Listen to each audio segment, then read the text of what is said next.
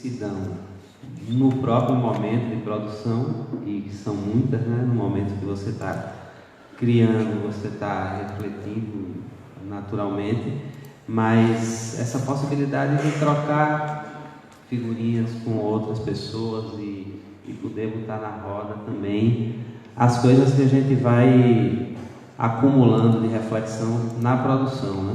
Então, para mim, isso é muito importante nesse momento, que é um pouco difícil parar para refletir. A gente reflete em movimento, né? Na prática, na criação. Como eu tenho uma atuação que vai um pouco dos quadrinhos, mas também para o audiovisual, um pouco para a intervenção urbana, e também trabalhei durante muitos anos, né, como coordenador assistente de uma escola de arte que se chama Cabum, e é uma escola de arte para jovens da periferia. E quando essa proposição chegou para mim, imediatamente eu lembrei das coisas que a gente, do tipo de questão que a gente discutia e que a gente vivenciava dentro da escola. Então, a gente, como escola de arte e tecnologia, tinha a intenção e o propósito de dialogar com esse universo de telas, vamos dizer assim, que estava surgindo aí com as novas tecnologias, que surgiram com as novas tecnologias e que estão se proliferando loucamente por aí, né? Então, a gente, por trabalhar com juventude, a gente tem também essa possibilidade de lidar com como de fato essa juventude periférica, né, urbana, como ela está lidando de fato com essa proliferação de novas tecnologias e novos suportes, né? E, bom, coisas que a gente observou, eu vou trazer um pouco o caso no campo da arte e tecnologia, que é a praia que a gente atuava. A escola hoje não existe mais, recentemente deixou de existir, acabou.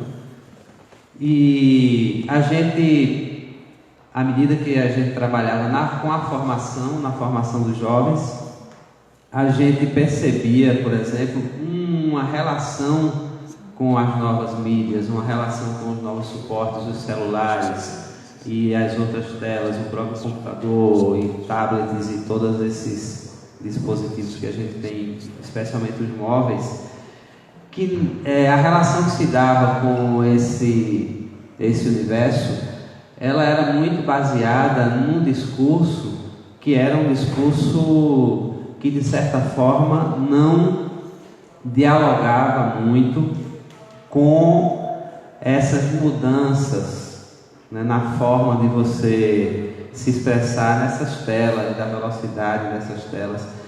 Uma coisa, por exemplo, para a gente era surpreendente quando você trabalhava com audiovisual em mídias móveis, por exemplo, os planos escolhidos, o próprio discurso, né, que era feito pelos jovens normalmente, era um discurso muito tradicional e muito conservador, que na verdade não se apropriava dessas possibilidades novas que aquela mídia permitia, né? Então, essa era uma coisa que a gente conversava muito, e a proposição era: bom, vamos tentar repensar a partir do que essas mídias nos provocam, como a gente pode criar, de fato, experimentar novos caminhos, novas alternativas para esses novos espaços, né? E a gente, dentro do campo da arte e tecnologia, a gente desenvolveu algumas obras que elas naturalmente tinham essa intenção e o desejo de criar comunicação entre as diversas telas, né? Inclusive a criação dos ambientes imersivos, né, que a gente desenvolvia, né, com o uso de alguns softwares, como o Processing, como o Puridata. Então, esses recursos, isso aqui eu acho uma coisa interessante, esses recursos, eles de alguma maneira provocavam, né, um novo jeito de produzir, um novo jeito de fazer o discurso e, consequentemente, de outros discursos também, de outros conteúdos, mas, ao mesmo tempo, a gente percebe e percebia que,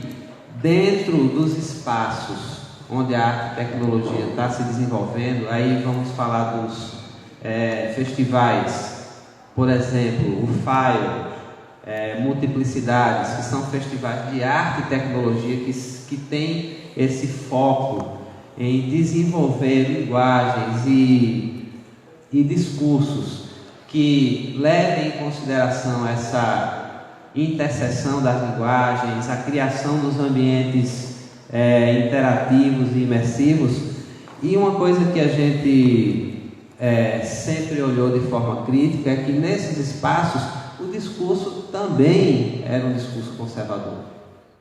Então, e aí a gente vai olhar do ponto de vista político, no qual a gente se colocava, do lugar que a gente se colocava como escola que trabalha com juventude periférica.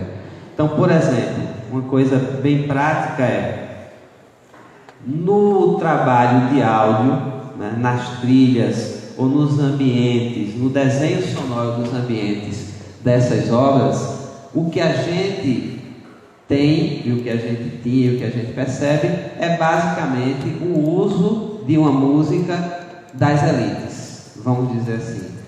Os recursos visuais, né, os discursos, eles eram os discursos da classe média.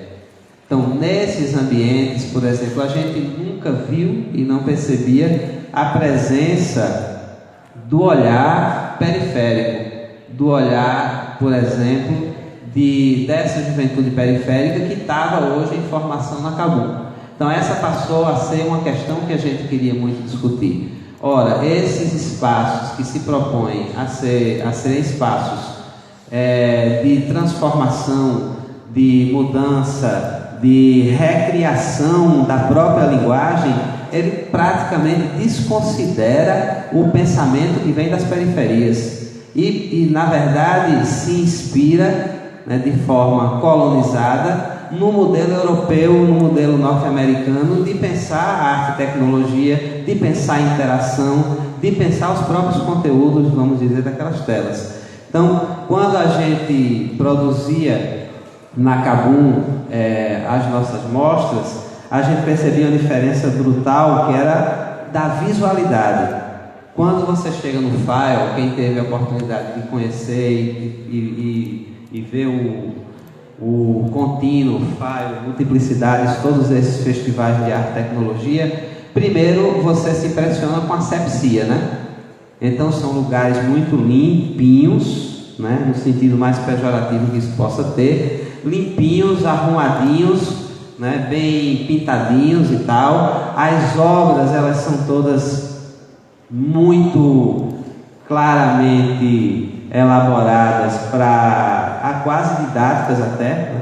E nas mostras que a gente montava, por exemplo, e não porque a gente queria, mas porque isso era o caminho natural daquela juventude que ia produzir aquelas obras com aqueles recursos de arte e tecnologia, a gente tinha máquina de lavar quebrada, a gente tinha bicicleta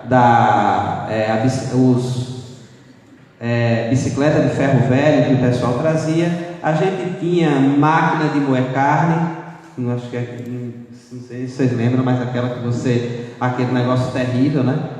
Mas que transformado, por exemplo, uma máquina de moer carne que a gente usava para fazer a exibição de uma animação que você, na medida que moía para frente, você levava a animação adiante e você moía para trás, trazia a animação de volta.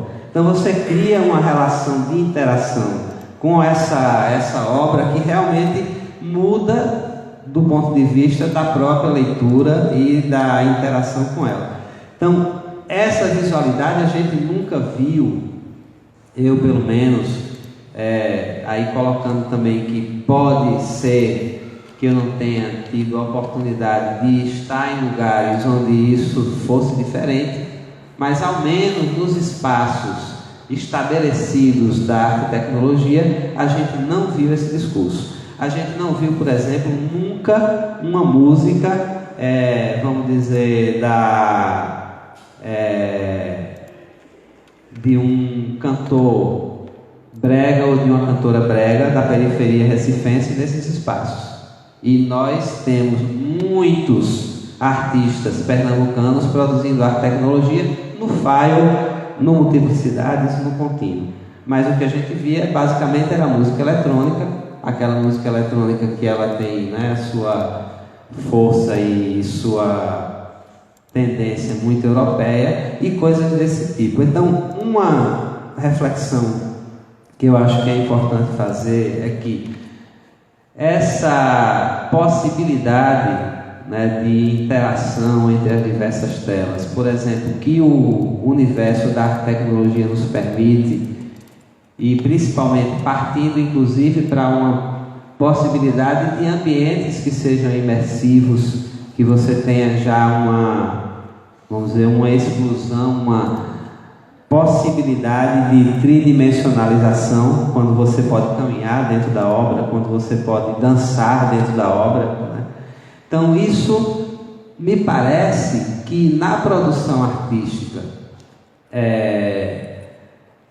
vamos dizer, que está instituída, que está ocupando os espaços institucionais e de importância dentro do universo da arte, isso continua sendo espaço conservador, é como se a gente tivesse uma defasagem entre forma e conteúdo, né? Você tem uma perspectiva, né, muito arrojada de tratamento da forma, quando você começa a brincar inclusive com recursos de interação, e esses recursos que a gente tem presenciado, por exemplo, da virtualidade dessa possibilidade de interação com as obras, mas você não tem de fato um discurso que provoque, na verdade, uma reflexão política que vá além dessa questão da forma. Falo isso porque acredito que essa mudança ou essa possibilidade de criação de novos discursos dentro da arte, dentro da arte e tecnologia principalmente, me parece que ela está engessada, né, em modelos que eles de fato não estão rompendo, né, não rompem com um pensamento elitizado mesmo dentro do campo da arte. E a gente continua repetindo alguns modelos, mesmo que a gente repita de forma utilizando recursos de tecnologias digitais e interativas. Me parece que a gente não avança muito nesse sentido.